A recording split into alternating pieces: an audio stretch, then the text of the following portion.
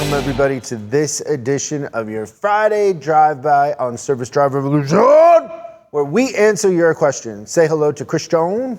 Hello, everyone. Are you feeling good? I'm feeling good. I just noticed I'm tan. Wow. Look at that thing.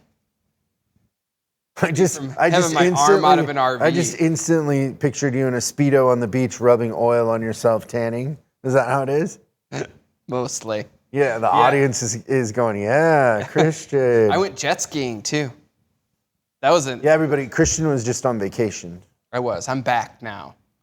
But, yeah. Tell everybody where you went. Well, This is Christian's attempt to be, what's his name from Cousin Eddie? No, I'm way more Clark Griswold than Cousin Eddie, but I respect the RV and the Cousin Eddie He likes connection. to rent an RV and then go on an adventure. I do. So this year we went to Sequoia National Park, which was a lot of fun because I'd never seen the big sequoia trees, and my 9-year-old son had never seen anything like that. So that was really cool. Then shot up and did like the Lake Tahoe Reno thing, and then went down and actually went to a lake out in the Inland Empire and kind of did that like a big circle of sorts. But A lake in the inlet. You mean a mud puddle? No, it was really nice. Lake Full Paris. of water?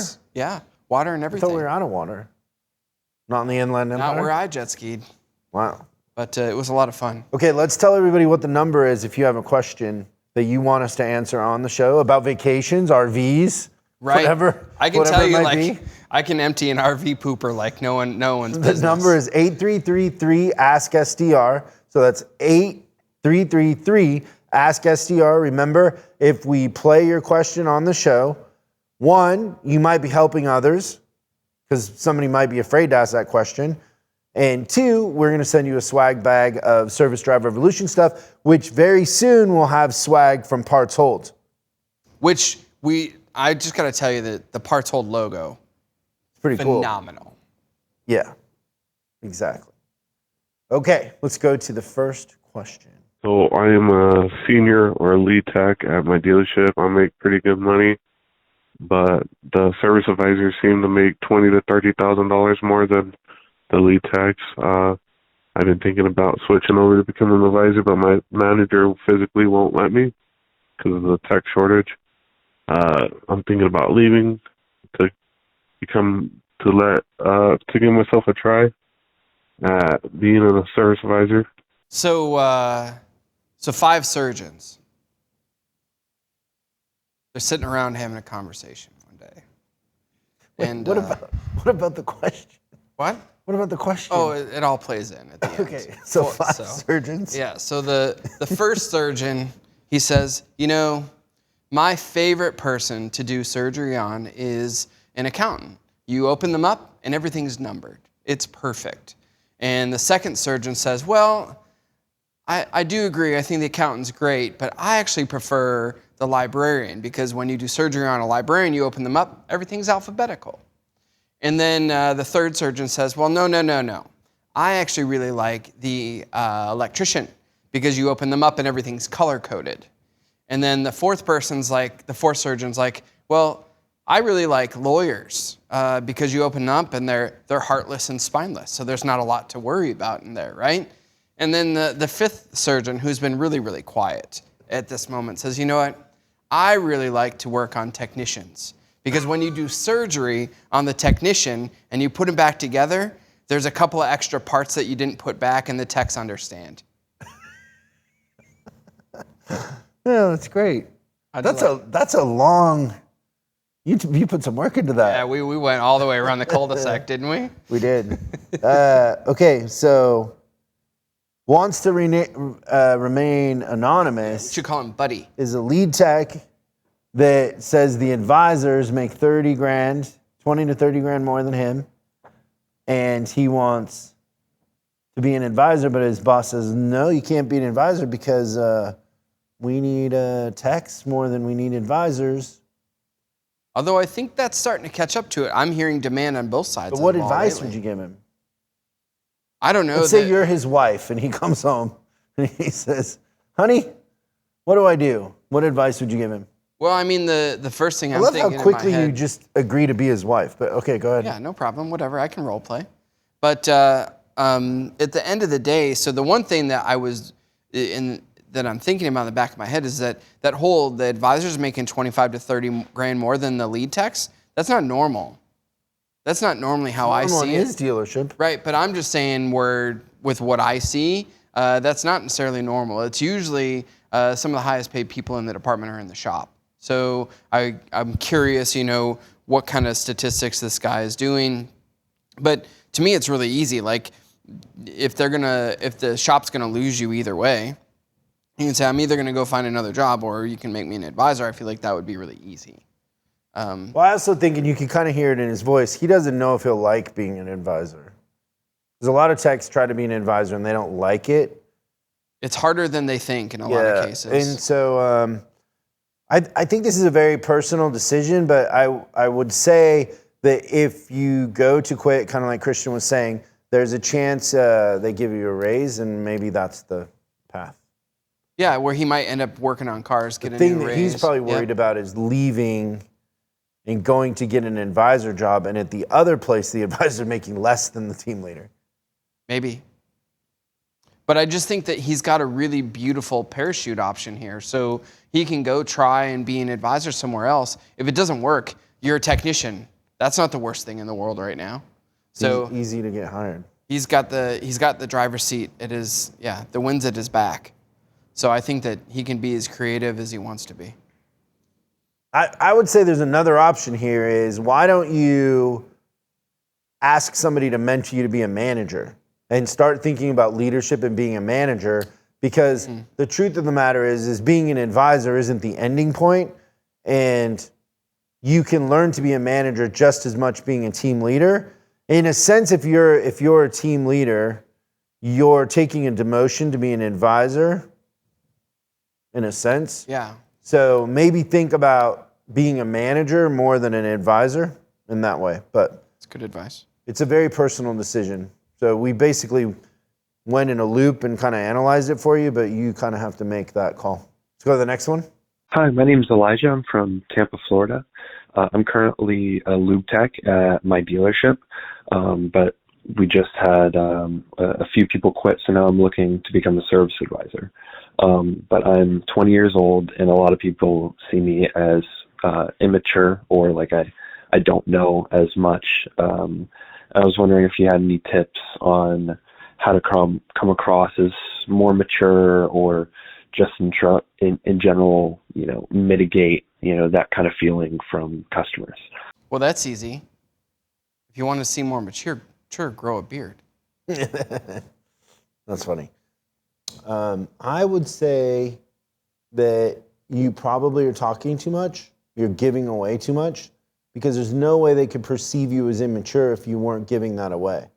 And so an exercise that might help you is to just ask questions and not give any opinions or any information about yourself. And what you'll find in that exercise is that it's really easy to get people to talk about themselves, and they will perceive you as a great conversationalist, and you really never said anything. So when they say that you're a great conversationalist, it means you're a great listener. So practice being genuinely interested in people, connecting with them, and getting them to talk about themselves, about things they care about. And don't talk about yourself. Don't give away what you like, what your opinion is, what you did over the weekend. Because most of the time, the reason why they're perceiving you as being immature is because you're giving away too much. So you're coming off as immature. So just listen, be a listener, be more stoic. Maybe read or listen to the audiobook's really good, How to Win Friends and Influence People by Dale Carnegie. That's a great book to understand how to connect with people. Yeah, that's great advice. I think that's another thing too. It hits close to home with you, because you were always younger than your position dictated. But everybody always perceived me as older. I think because of the way that you carried yourself, not because of the way you looked. My mom when I was younger used to say I was 16 going on 30. Yeah, you're old soulish. I agree with that. I think it's interesting now that I'm older, though, that people perceive me as younger. I connect more with a younger crowd. Yeah. I'm not sure what that is. I can only be me and see what happens. Yeah. I don't You're quite, not trying to be someone else. That's I don't for sure. quite understand it, but it is interesting as we get older. I'm not the kid anymore. But Like forever, I was the kid. Yeah, but you've slid into that role, and I think that you gravitate towards other people that are the kid. So I think you're naturally a mentor for that role. Well, I think younger people are probably just more fun to talk to because they're more open. They're more curious. Yeah, Because I'm curious. very. Yeah. Good question though. That book's good. How to Win Friends and Influence People by Dale Carnegie. We can hear the audio. That's funny. Okay, do we have another one? No, let's play the one from Parts. That's a great one. Hey, Chris. It's Drew here. I'm a parts manager, and I'm having a little debate with our service manager. He thinks the parts department needs to take the responsibility for hanging on to the store's special tools. I think the service department should handle it. We wouldn't ask service people to work for free, techs handling things. Why should the parts department have to handle parts they don't see any profit on? Curious to hear what you have to say. Thanks a bunch. Before you get into that reminded me of something. What happens when you drop a piano down a mine shaft? You get a flat minor. That's good. Yeah, that's interesting. What? I have a question. Can I answer a question with a question? You can, and I'll give you the answer though. What do tools do? So, in a general sense, you would probably use the tool to put a part on a car. So the tools help you put a part on a car. Yeah. Huh. Drew, this isn't going to go how you think. That's interesting. But I mean, parts would have nothing to do with the special tool because it doesn't help parts in any way. It's not like they're putting parts on with a special tool. Huh. Who in the dealership, who do you think the best, like, you're gonna have 5 or 6 managers. So you're gonna have a sales manager, you have a used car manager, usually a chain smoker, real nervous. Yeah. Not the kind of guy you want dating your daughter. No, but would try. You're gonna have a finance manager. Yeah. Usually not the most exciting people to hang around. You're gonna have a service manager. That could go a bunch of different ways. They come in all sizes, shapes, and personalities. Right. You're gonna have a parts manager, and then maybe you have a body shop manager. Of all of those managers, which one would you think would be the one that is the most organized? Like, things are lined up in a row, they're on a shelf, they're the most organized. Like, what's the manager that's most likely to say when you're in their department, clap? The parts manager, by far. Yeah. So I used to have a parts manager. When anybody was in there, you had to clap. And I asked him, why do you make people clap? And he said, because they're not putting anything in their pocket if they're clapping. That's right. Right? So, let's recap, because I'm slow. It takes me a minute sometimes. Special tools are used to put parts on cars. Yes. So a part has to be involved. In most cases. Right. High majority Yes. High majority. of the time. And then the parts department is the most organized department, hypothetically, hopefully, Yes. in the dealership. They have an inventory system. So you could create a part number for a special tool. You could put the part number on the RO, and then you couldn't close out the RO until the tool was returned to the parts department. I love it. Could you create a part number for the tool that when it's not the parts department's responsibility, but if a parts counter person wanted to, and they put a part number on a tool, and then they handed the tool to a tech, and then they put that on the RO, and let's say the value was $1 million, would anybody be able to close that RO out until the tool came back? Probably not. Would And the tools disappear? no. No, they wouldn't. And newsflash. I wish that the special tools involved parts in some way. Yeah, it's too bad they don't. But believe it or not, the special tools already have part numbers on. And where do you go to order the special tool if you need to replace it? Where do they charge the special tools to when they automatically ship them to you? Your part statement.